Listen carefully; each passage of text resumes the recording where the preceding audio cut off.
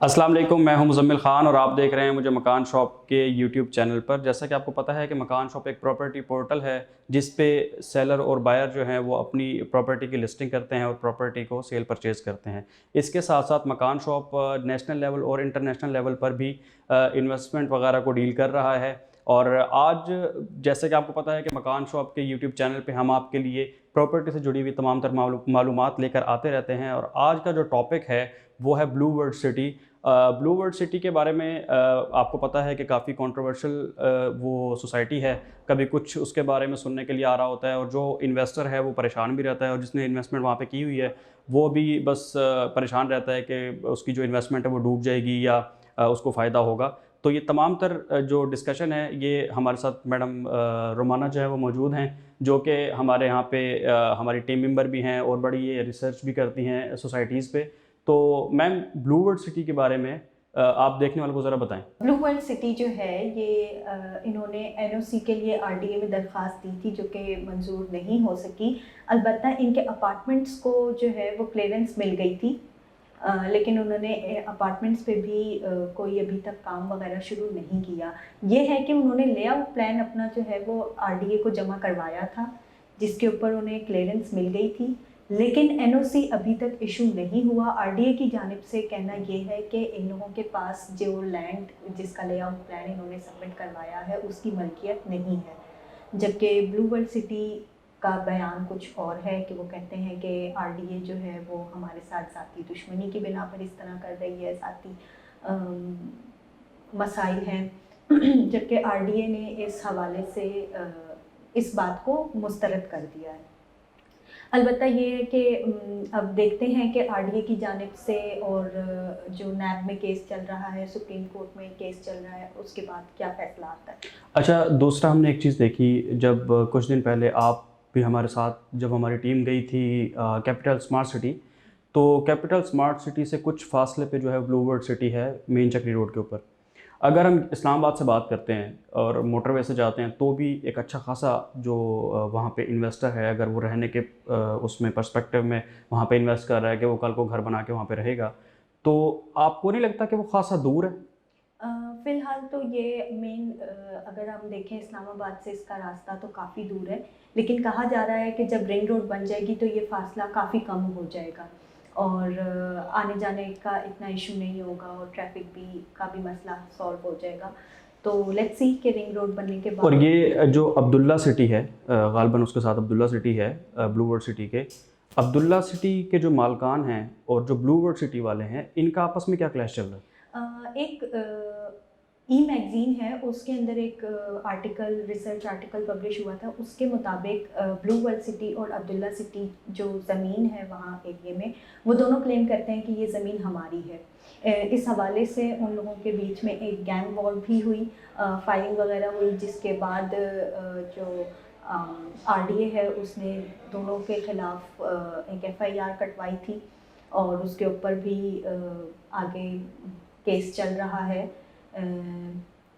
दूसरा, अगर हम बात करते हैं इसके एग्जेक्टिव ब्लॉक की, हम देखते हैं कि इसकी जो फाइल्स जो हैं ब्लू वर्ल्ड सिटी की, वो बहुत ज़्यादा जो है ना वो सेल में आ रही होती हैं। या तो वो कुछ डीलर्स हैं जो उसको रोटेट कर रहे हैं आपस में, क्योंकि एनओसी जारी तो नहीं हुआ अभी तक। तो इन्वेस्टर जो है वो खासा परेशान भी है, जो इंडिविजुअल है। डीलर तो इस तरह के रिस्क ले लेते हैं और उनके मामला तय भी हो जाते हैं, वो एडजस्टमेंट कर लेते हैं। तो अब हम देखते हैं कि जो इसकी सेल है वो रोटेशन में आ रही है बार बार। तो वो कौन लोग हैं और किस तरह की सेल परचेज चल रही है? और अभी पिछले दिनों हमने देखा था कि ब्लू वर्ल्ड सिटी ने एक वार्निंग जारी की थी अपने जो उसके इन्वेस्टर्स हैं जिन्होंने इन्वेस्ट किया था और फाइल्स ली थी, कि आप लोग अपनी इंस्टॉलमेंट्स करवाएं वरना आप लोगों की जो फाइल हैं वो कैंसिल कर दी जाएंगी। तो उसके बारे में बताएं।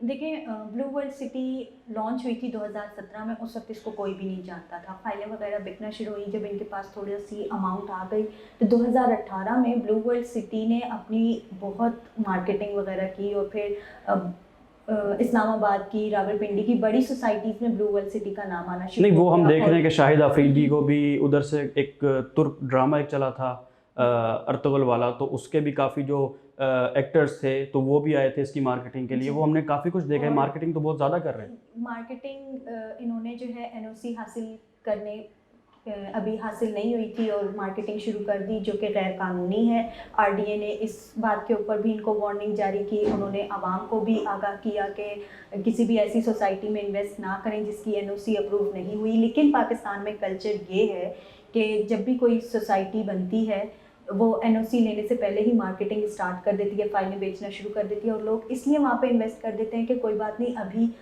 एनओसी अप्रूव नहीं हुई लेकिन थोड़े अरसे में हो जाएगी, और इसी थिंकिंग के साथ वो इन्वेस्ट कर देते हैं और जब बाद में वो एनओसी खुदा न खास्ता नहीं अप्रूव होती तो आवाम का पैसा डूब जाता है। और जहाँ तक बात रही ब्रांड एम्बेसडर के हवाले से, तो ये तुर्की से जो एक्टर का साथ कॉन्ट्रैक्ट हुआ था, लेकिन जब ये कंट्रोवर्सीज ब्लू वर्ल्ड सिटी की सामने आना शुरू हुई तो उन्होंने वो कॉन्ट्रैक्ट कैंसिल कर दिया था। फिर उसके बाद शाहिद अफरीदी को उन्होंने अपनी बैलेटिंग सेरेमनी में बुलाया था। रिसेंटली हुमायूं सईद भी आए थे और वो जी, और फिर उसके बाद शाहिद अफरीदी ने के नाम से वो एडवर्टाइजमेंट होने लग गई, जिसके बाद शाहिद अफरीदी ने कहा कि अभी कॉन्ट्रैक्ट मेरा साइन नहीं हुआ है, लिहाजा मेरे नाम के साथ इस सोसाइटी को मंसूब अभी ना किया जाए और मेरे नाम से इन्वेस्टमेंट के हवाले से कोई भी एडवर्टाइजमेंट ना की जाए। फिर उसके तकरीबन 14 अगस्त के आसपास हमें पता चला कि हुमायूं सईद ने वहाँ सेरेमनी अटेंड की है 14 अगस्त की, और उनके साथ कॉन्ट्रैक्ट साइन हुआ है। तो ये अगर हम देखते हैं जैसे कि सीडीए भी है, आरडीए है, एलडीए है, केडीए है, मतलब सबकी वेबसाइट पे अब तो हाउसिंग सोसाइटीज़ जो हैं उनके नोटिफिकेशंस भी आ जाते हैं, उनके लिंक भी अपलोड कर दिए जाते हैं कि जो बंदा भी अगर वहाँ पे इन्वेस्ट करना चाह रहा है तो वो वेबसाइट पे जाके और उस सोसाइटी को चेक कर ले कि उसका एनओसी है या नहीं है। तो अब आरडीए जो है इस पे मैंने भी देखा था कि इसका अंडर प्रोसेस लिखा हुआ आ रहा है जो स्टेटस है। तो आपकी रिसर्च के मुताबिक जो आप इंफॉर्मेशन गैदर करती हैं जो ऑथेंटिक होती है काफ़ी, हम देखते हैं आपके काम को, तो उसमें आप काइंडली बताइए कि आपको क्या लगता है कि उसका जो एनओसी है वो जारी कर दिया जाएगा या नहीं किया जाएगा, या ये वेबसाइट पे पहले मेंशन था या नहीं था? इनके अपार्टमेंट्स को अप्रूवल मिल चुका था, जो रीसेंट आर्टिकल्स वगैरह पब्लिश हुए हैं अखबारों में या मैगजीन्स में। इसके अलावा ये कि आरडीए का कहना है कि जितनी ज़मीन इनके पास है उतना प्लान का तो हम अप्रूवल दे देंगे, लेकिन जो ज़मीन इनके पास है ही नहीं उसका हम अप्रूवल कैसे दे सकते हैं। तो सारा मसला ये है कि जिस ज़मीन को वो दावा करते हैं कि हम इसके ऊपर इतने कनाल की ये सोसाइटी होगी, उतने कनाल इनके पास हैं ही नहीं ज़मीन के। तो सारा मसला बस ये फ़िलहाल सामने आ रहा है। ठीक है जी। तो नाजरीन, जैसे कि आपने देखा कि हम ब्लू वर्ल्ड सिटी पे बात कर रहे थे, मैंने भी एक वीडियो बनाई थी प्रॉपर्टी बाइंग टिप्स के नाम से, जो कि आई बटन में आ रही होगी, और उसमें मैंने ये चीज़ें मेंशन की थी कि जब आप इन्वेस्ट करना चाह रहे हैं तो आपने सबसे पहले नोटिफिकेशंस देखने हैं कि गवर्नमेंट की तरफ से किस सोसाइटी को किस तरह के नोटिफिकेशंस जारी किए गए हैं, आया कि उनका एनओसी कैंसिल हुआ है या नहीं हुआ है, एनओसी जारी किया गया है या नहीं किया गया है, या एनओसी के लिए किसी सोसाइटी ने अप्लाई किया है या नहीं किया। ये सारी तमाम तर तफसीलात जो हैं एनओसी क्या होता है के नाम से मेरी एक वीडियो भी पड़ी हुई है, आपको वहाँ पे भी मिल सकती है।